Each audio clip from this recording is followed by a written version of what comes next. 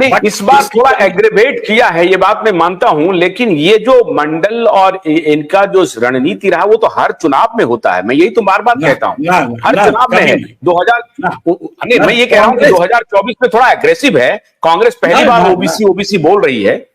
नहीं, कांग्रेस, आप आशुतोष जी सवाल को आप ध्यान से सुनिए जो मैं जवाब दे रहा हूं। कांग्रेस अपने इतिहास में सबसे पहली बार मंडल को एज ऑफिशियल एजेंडा लाया है, जो पहले कभी नहीं लाया था। देखिए 2024 का जो चुनाव है ना, वो बहुत अलग है पहले के चुनाव से, ठीक है ना। पहले के चुनाव में कांग्रेस, जैसे मान लीजिए जब मनमोहन सिंह थे तो कांग्रेस दोनों को मिलाता था। जो वामपंथी जो मान लीजिए एजेंडा होता था सोनिया गांधी का, और मनमोहन सिंह का लिबरलाइजेशन या मान लीजिए इकोनॉमिकली कंजर्वेटिव जो फिलॉसफी था, दोनों का सम्मिश्रण था। 2000 जात पर ना पात पर मोहर लगेगी, हाथ पर वाला नारा एकदम से उन्होंने रिजेक्ट कर दिया और एकदम 360 चेंज कर लिया आपने को। हाँ, इस बार जो है, इस बार बेसिकली ये anti upper class, anti rich, anti BJP, anti Hindutva, anti कह सकते हैं upper caste, anti RSS, anti संघ, ये जो है ना, तभी आप जो बीच बीच पे सुनते हैं साउथ से आवाज आ गया सनातन के खिलाफ, तो इसके खिलाफ। इस बार उन्होंने एक अच्छा काम क्या किया है, देखिए मार्केटिंग में, कर्नल विजयनाथ जी जानते होंगे, मार्केटिंग में हमेशा बोला जाता है कि जो चैलेंजर है, challenger in this case India alliance है, क्योंकि रूलिंग पार्टी बीजेपी है, एनडीए है, जो चैलेंजर है वो अपना पिच जो है वो रूलिंग पार्टी के पिच से बिल्कुल अलग रखे। तो क्या होता है कि जो मतलब ये सब कॉम्प्लेक्स थियोरी है, पर समझाने में थोड़ा दिक्कत हो रहा है मुझे, पर ये जो कहते हैं ना कि सेंट्रल वोटर, जो असली मीडियन वोटर होता है, वो डिसाइड करता है जीतेगा कौन। तो मीडियन वोटर जो है वो तभी आएगा जब चैलेंजर अलग पिच रखेगा। तो एक तरह से वामपंथी पिच, दक्षिणपंथी पिच, तो मीडियन वोटर क्लियरली समझ जाएगा कि एक है वोट ऑफ चेंज, एक है वोट ऑफ कंटिन्यूटी। तो ये पहली बार बहुत सोच समझ के कांग्रेस और उसके घटक दल मिलके इस प्लान को किए। इस प्लान में गड़बड़ा क्या गया कि असली जो आदमी इस प्लान को स्टार्ट किया था, नीतीश कुमार, जो कास्ट सर्वे भी शुरू किए थे, जो इंडिया अलायंस भी बिल्ड किए थे। मैं आपको हमेशा कहता था आशुतोष जी ये जीनियस आदमी है नीतीश कुमार, वही जीनियस उठ के इस पार से उस पार चला गया। यही इनकी गलती हो गई, इनका असली सेनापति कूद के उधर चला गया।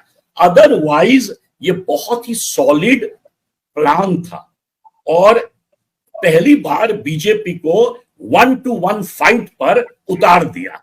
तो ये भी एक बहुत सॉलिड प्लान था। अब इसमें इतना ही नहीं हुआ, खाली यही नहीं हुआ। आप 3-4 जगह देखिए, बिहार में तो वो कूद के उधर चले गए, दूसरी तरफ ममता बनर्जी ने पूरी तरह से अपने आप को डिस्टेंस कर लिया, और महाराष्ट्र में दोनों की पार्टी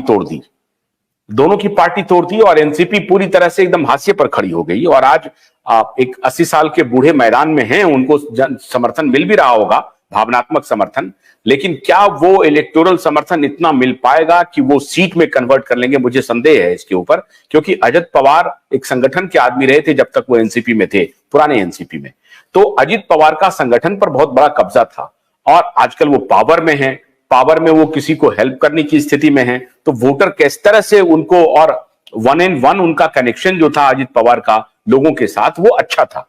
तो ऐसी स्थिति में वो फाइट भी हो सकता है। तो खाली नीतीश कुमार नहीं, ममता भी चली गई, और महाराष्ट्र में भी बहुत मेजर डेंट हुआ है।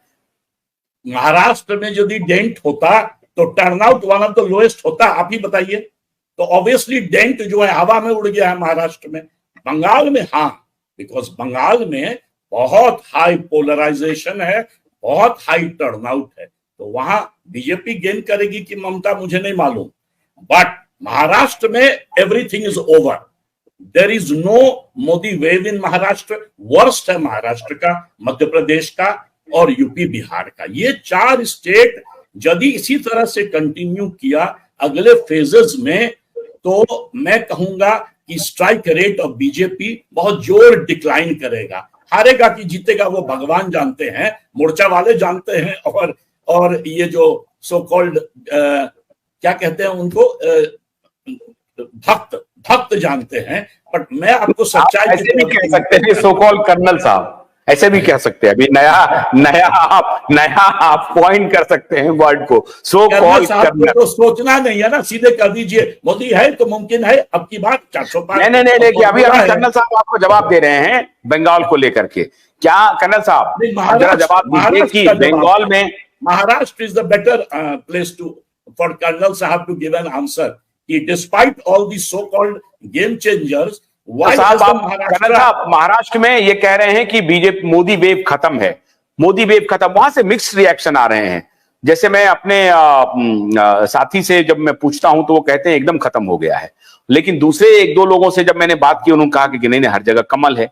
अब ये बड़ा परेशानी का विषय है, अब वही अब पता चलेगा 4 जून को। लेकिन कर्नल साहब आप जरा बताइए कि महाराष्ट्र का जो विश्लेषण है अजीत जी का और बंगाल का, ये दोनों अलग अलग है। बंगाल में जो इतना हाईएस्ट बहुत टर्नआउट बहुत बढ़ ही रहा है, घट नहीं रहा है बंगाल में, तो ये किसकी निशानी है? क्या ये मोदी की तरफ जा रहा है या ममता दीदी की तरफ जा रहा है? देखिए मुझे ऐसा लग रहा है अजीत जी के कमेंट से कि आपने सुना होगा लूटियंस मीडिया। जो लूटियंस मीडिया होता है, जो दिल्ली में बैठे बड़े बड़े महानुभाव पत्रकार, कुछ भी खबर हो जाए वो मोदी के खिलाफ ही उसका प्रचार प्रसार कर देते हैं, उसका व्यू कर लेते हैं और उसको स्पिन ऑफ दे देते हैं कि भाई कुछ भी हो जाए, और वो देखते नहीं है। मोदी जी ने पिछले हर इलेक्शन में लूटियंस मीडिया का इस ओपिनियन को सत्य के साथ खारिज कर दिया। महाराष्ट्र से मैं 30 साल रहा हूं, मैंने शाखा अटेंड की है शिवसेना की। शिवसेना को 23 सीट अलॉटमेंट किया है ये गठबंधन ने, आपका महाराष्ट्र विकास आघाड़ी के गठबंधन ने सबसे ज्यादा। और उद्धव ठाकरे का पूरा क्रेडिबिलिटी खत्म हो गया है। इसीलिए आप देखोगे इस इलेक्शन में उद्धव ठाकरे को एक भी सीट मिलेगी नहीं रूरल में, मैं दावे के साथ कह सकता हूं। जो ग्राउंड रिपोर्ट्स आ रहे हैं, जो शाखा प्रमुख होते हैं, शिवसेना का जो शाखा होता है, आरएसएस का जो शाखा होता है, उस शाखा से लोगों का पलायन हो गया है और उनके जो उद्धव ठाकरे के जो लीडर गए हैं उन्हें घुसने नहीं देते हैं। शाखा प्रमुख ही शिफ्ट हो गए हैं इस शिवसेना की ओर जो नई बनी हुई है शिंदे साहब की। तो ये कहना कि बीजेपी के लिए सब खत्म हो गया, कतई खत्म नहीं हुआ। नहीं, लेकिन सिंपैथी वेव तो है उद्धव के प्रति, सिंपैथी वेव तो है उद्धव के प्रति। लोग कह रहे हैं वहां पर मीडिया का नाम लिया है, वो सिंपैथी है, केवल सिंपैथी जो है केवल एक मीडिया में है। सवाल का जवाब दीजिए जो आपने नहीं दिया, खाली एलिगेशन हमारे पर कर दिया। हम भी मैंने आपको नहीं कहा लूटियंस मीडिया है। लूटियंस मीडिया, मैं लूटियंस नहीं। अभी बिहार में 20 दिन था और उसके पहले राजस्थान घुमा हूं, तो अपने मन से मत बोलिए। सवाल वो नहीं था, सवाल था महाराष्ट्र में इतना लोअर टर्नआउट क्यों हुआ है, उसका जवाब दीजिए पहले।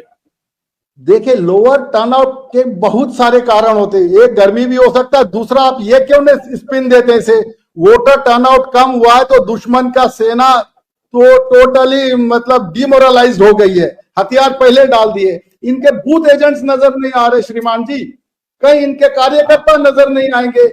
आपको ये खबर भी मिलते रहेगी अन्य चैनलों के द्वारा। मुझे जो खबर मिल रही है महाराष्ट्र से वो यही है कि बीजेपी का क्लीन स्वीप होने वाला, बीजेपी मतलब एनडीए गठबंधन का क्लीन स्वीप होने वाला है। आप देखें, मुझे तो शक लगता है कि सूले जी के अलावा कोई और सीट जीत ले महाराष्ट्र में। इनके जब शीर्ष नेता जितने भी कांग्रेस के थे वो सब तो बीजेपी में आ गए, तो बचा क्या? हाँ, सहानुभूति जो ये बात कह रहे हैं आशुतोष जी एकदम सही कह रहे हैं, लेकिन सहानुभूति किसमें? जो एयर कंडीशन कमरे में बैठे मीडिया का कथन लिखते हैं, जो पहले से उस पार्टी से काफी लेन देन था, काफी नजदीकी रिश्ता था, उन्हीं में सहानुभूति है। ग्राउंड लेवल शाखा में जो लोग वोट करने जाते हैं, जो लेकिन रैली में तो भीड़ आ रही है, रैली में तो भीड़ आ रही है। भोलानाथ के 2-in-1 बैटरी ऑपरेटेड हार्वेस्टर कम ब्रश कटर के साथ ट्रॉली अतिरिक्त लागत पर उपलब्ध है।